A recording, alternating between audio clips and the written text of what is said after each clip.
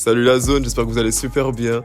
Ici Ali the Man, je suis en compagnie encore de Lâche. et de. Alvin, Aujourd'hui, on va parler de. la review de Ngannou Fury.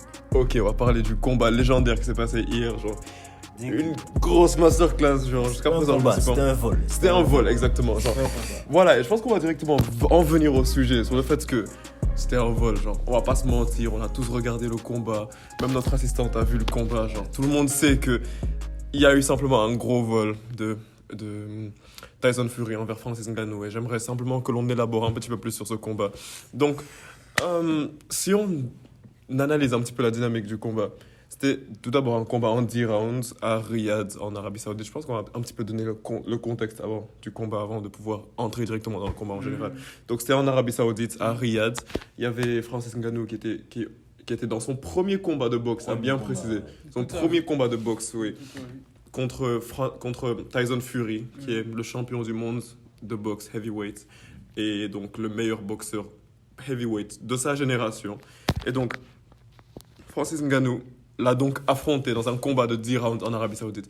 Et donc, lorsque l'on pense à ça, quelle est la première réaction qu'on se dit? On se dit, Francis Ngannou, un petit de MMA, genre, il va partir, il va voir le plus gros boxeur quasiment de tous les temps.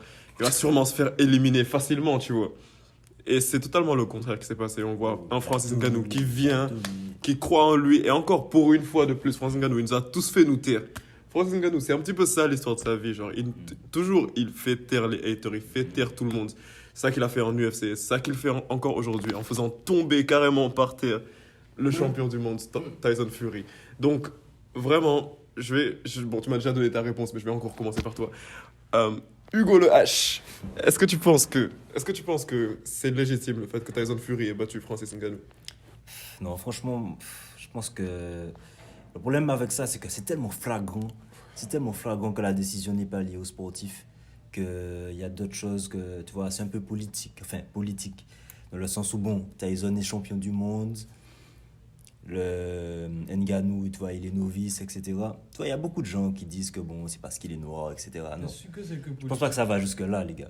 Ouais, non, Mais- je crois pas que c'est du racisme. Je crois vraiment pas que c'est du Mais racisme. franchement, tu vois, il a dominé. Il a fait avec la manière, tu vois. Il a pas eu un peu de chance sur 1, 2, 3 rounds. Tout le match, il était là, il était présent. Mais après, on a quand même bien vu, je pense que tu avais dit ça aussi, que tu avais remarqué ça, que, bon, effectivement, Ngannou a dominé, mais Fury a été technique. Il a réussi à aller chercher les points. Il a réussi à bien toucher Ngannou. Donc, ouais, C'est je vois le délire. And that's facts. Et Alvin, Moi, ma lecture du match, en vrai, c'est compliqué hein, parce que. il est encore déçu. Non, mais je supportais Ngannou, mais je savais que Fury allait gagner. Même si genre, c'était pas la manière à laquelle je m'attendais à ce qu'il gagne. Franchement, je m'attendais à ce qu'il le mette KO. Mais je supportais Ngannou, quoi. Mais après, le combat, comme il a dit, Fury, il l'a expérimenté. T'as vu, il y a des fois où ça chauffait, il ramenait, il partait un clinch pour les câlins, les trucs comme ça. Nous, on n'est pas trop dans ça, mais après. C'est ça, totalement. Et une dernière chose que j'aimerais préciser rapidement avant de passer avant de passer un petit peu au système de notation de la boxe, parce que le système de notation de la boxe, néanmoins, il est un petit peu différent du système de notation de MMA. Et si on suit rigoureusement le système de notation de la boxe, c'est un peu triste à dire, mais dans une certaine logique, c'est peut-être possible que Tyson Fury ait gagné, tu vois. On y reviendra un petit peu plus tard. Donc, ce que je voulais dire, c'était par rapport au fait que... Blablabla. Voilà. Donc, ce que je voulais dire, c'était littéralement lié au fait que la raison pour laquelle la majeure partie du temps, on peut penser au fait que Tyson Fury, les gens ont volé en sorte pour qu'il gagne face à Francis Ngannou. Ça peut être lié au fait qu'en janvier, simplement, il a son combat contre Alexander Usyk, qui risque d'être l'un des plus gros événements genre de l'histoire de la boxe, tu vois. Et dans la clause du contrat de Francis Ngannou contre Tyson Fury, il avait clairement été stipulé que si Francis Ngannou battait Tyson Fury, il devrait faire un rematch, tu vois. Et donc, si Tyson Fury était amené à faire un rematch contre Francis Ngannou, ça annulerait probablement le combat entre Alexander Usyk et Francis Ngannou. Déjà que les méthodes de négociation de Tyson Fury sont assez compliquées. Donc, s'il y avait ça, c'est vrai que ce serait un petit peu compliqué s'il y avait une victoire de Tyson Fury. Donc les gens ils pourraient en venir à croire que... Pourquoi tu rigoles?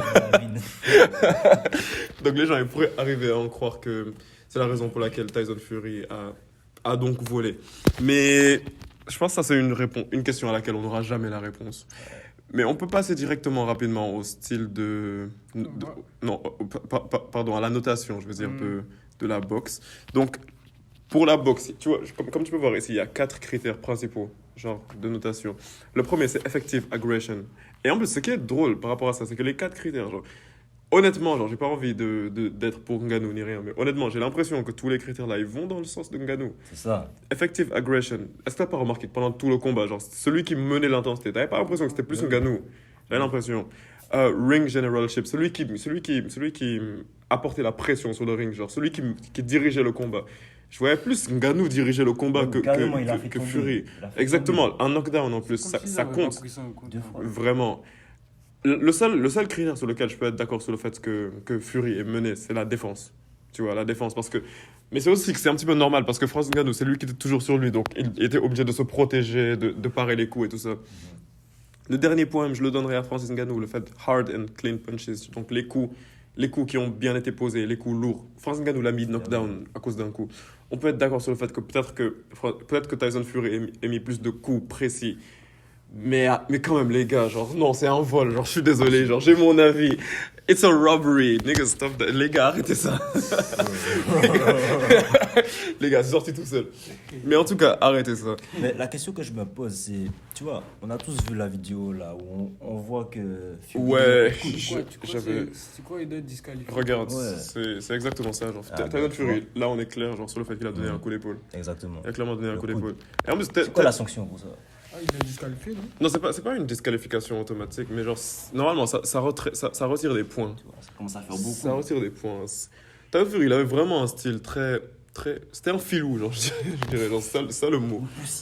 Ouais, en gros, je m'étais censuré, mais bon. Comme certaines, Je m'étais cen- comme certaines personnes ici. Ouais, comme certaines personnes. Fuck you. C'est un monsieur. Fuck you. En tout cas, donc en vrai, c'est ça que je vois. Et ça fait un petit peu mal, genre, surtout quand on pense au fait que ce combat, c'était un petit peu comme une démonstration en mode MMA contre boxe. Parce que, genre, ça aussi, c'est une autre chose que j'avais aimé dans le combat, tu vois. Genre, ça représentait totalement le Francis Ngannou, il représentait totalement le MMA. Tu vois, dans son entrée, il vient avec Adesanya, Ousmane. Genre, tous les combattants de MMA, genre les McGregor, tout ça, même Ronaldo était au combat. Genre, c'était un gros événement. Donc, tout le monde était. Genre, il y avait tous les fans de MMA qui supportaient le MMA, qui supportaient Ngannou, tous les fans de boxe qui supportaient Fury. Et qu'un combattant de MMA perde de cette manière, c'est un petit peu louche quand même. Mais malgré tout, je pense qu'on sera toujours fier de Ngannou, genre, pour ce qu'il a fait. Ouais, mais Incroyable. il a Ouais. gagné l'estime de tout le monde. Ouais, il a gagné tout Ouais, le monde. Toutes les personnes qui ont vu le combat savent que c'est lui qui a gagné. Franchement. Enfin, un combattant de MMA, genre, qui met un combattant de boxe en difficulté. On en a marre de voir des Jake Paul mettre KO, des Tyron Woodley, des trucs comme ça. Franchement, On en avait marre. venez dans la cage aussi. Venez dans la cage. Venez dans la cage. Mais bon, les gars, je pense que c'est tout ce dont on avait envie de parler par rapport à aujourd'hui. Ouais, franchement, c'est tout ce qu'on avait à dire. En tout cas, les gars, on veut tous le rematch. Ouais, On c'est veut clair. tous le rematch. C'est clair. Et aussi, j'avais oublié, mais il risque de se battre contre Deontay Wilder maintenant, Francis Ngannou. Et je me demande même s'il ne devrait pas. C'est vrai. Oui, je me demande même s'il ne devrait pas carrément continuer une carrière en boxe parce que, Ah oui. quand même, genre, de se battre contre Tyson Fury, genre, avec ce level et de contrôler le combat à ce point, il y a vraiment un gros avenir. Je pense qu'il devrait quand même prendre un gars de niveau intermédiaire avant d'arriver. Oui, oui. sur Ouais, Wilder, c'est vrai que ça pourrait être intéressant. histoire de prendre un peu de confiance, C'est vrai que ça pourrait être intéressant. Ça pourrait être histoire d'avoir une victoire. Et en plus, facile. un dernier truc, mais les gars, je devais conclure la vidéo, mais il faut que je parle de ça. Mais le calme olympien que Francis Ngannou avait, moi je pensais qu'il allait paniquer. Genre. Déjà, quand il avait plus de cardio, tout ça, je pensais qu'il allait paniquer, mais il est resté Même si calme. notre cas est légendaire. Ouais, mais le calme qu'il avait pendant le combat, genre, à la toute première seconde, il y a Tyson Fury, il vient, il est devant lui, il est en mode aujourd'hui, maintenant t'es à l'école, je vais t'enseigner comment on boxe. Après, il le met KO, il est en face de lui, il est en mode ah, t'es un mauvais professeur. C'était vraiment bizarre. Mais bon, comme je le disais, c'est tout ce dont on avait envie de vous parler aujourd'hui. Comme d'habitude, si vous kiffez la zone, abonnez-vous, lâchez un commentaire, faites ce que vous voulez. Et on se retrouve pour la prochaine vidéo. Peace out!